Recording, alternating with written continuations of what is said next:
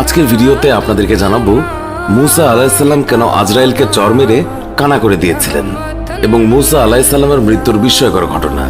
মুসা আলাইহিসসালাম ছিলেন বনি ইসরায়েলের একজন কিতাবধারী নবী। তার জীবনে অনেক বিস্ময়কর ঘটনা ঘটে। মুসা আলাইহিসসালামের বয়স হয়েছিল অনেক, আর সে কারণেই তিনি ঈসা আলাইহিসসালামের উপর কিছু দায়িত্ব দিয়ে বিশ্রামের সিদ্ধান্ত নেয় এবং মনে মনে অতীতের কথা ভাবে। এমন সময় মালাকুল মউত এসে হাজির হয়। মুসা আলাইহিসসালাম আজরাইল ফেরেশতাকে দেখে জিজ্ঞাসা করলেন, আপনি কি আমার জান কবজ করতে এসেছেন?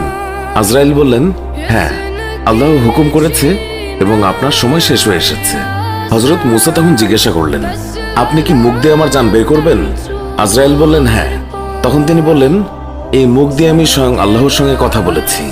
তখন আজরাইল বললেন, তাহলে চোখ দিয়ে জান বের করব। মুসা আলাইহিসসালাম বললেন, এই চোখ দিয়ে আমি আল্লাহর নূর দেখেছি।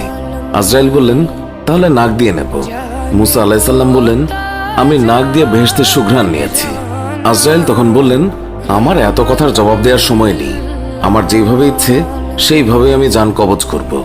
হযরত মুসা আলাইহিসসালাম আজরাইলের কথা রেগে গেলেন এবং বেয়াদব বলে তাকে কষিয়ে এক চড় দিয়ে দিলেন। এতে আজরাইলের চোখ দুটি বের হয়ে যায় এবং আজরাইল আলাইহিসসালাম কানা হয়ে যায়।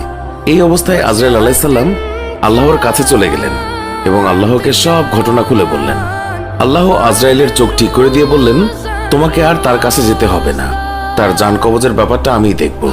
কয়েকদিন পর আল্লাহ ওহী মারফত মুসা আলাইহিসসালামকে বললেন, হ্যাঁ মুসা, তুমি যদি একটি মেষের পশমের সংখ্যা পরিমাণ হায়াতের জন্য আরজি করো, আমি তোমাকে তত বছর হায়াত বাড়িয়ে দেব। তুমি যত বছর বাঁচতে চাও, আমি তোমাকে তত বছর বাঁচিয়ে রাখবো। হযরত মুসা আলাইহিসসালাম এই কথা শুনে আল্লাহকে জিজ্ঞাসা করলেন, তারপরে কি আমাকে মৃত্যুবরণ করতে হবে? আল্লাহ বললেন, প্রত্যেক মানুষকেই একদিন মৃত্যুবরণ করতে হবে, এমনকি একসময় তোমাকেও তাই করতে হবে।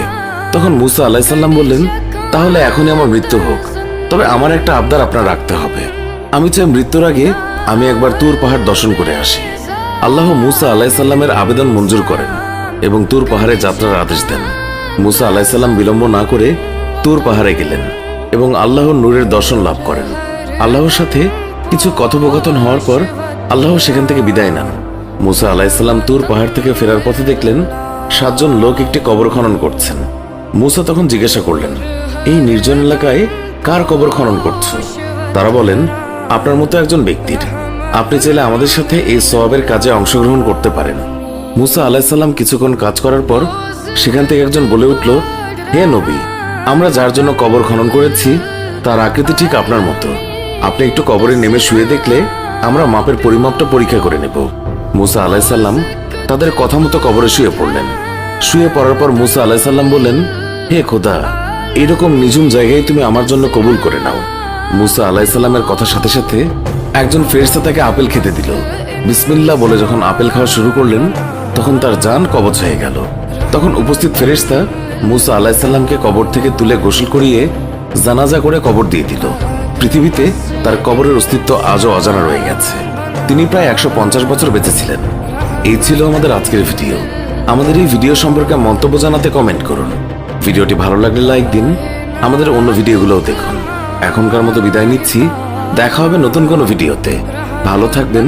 ধন্যবাদ সবাইকে।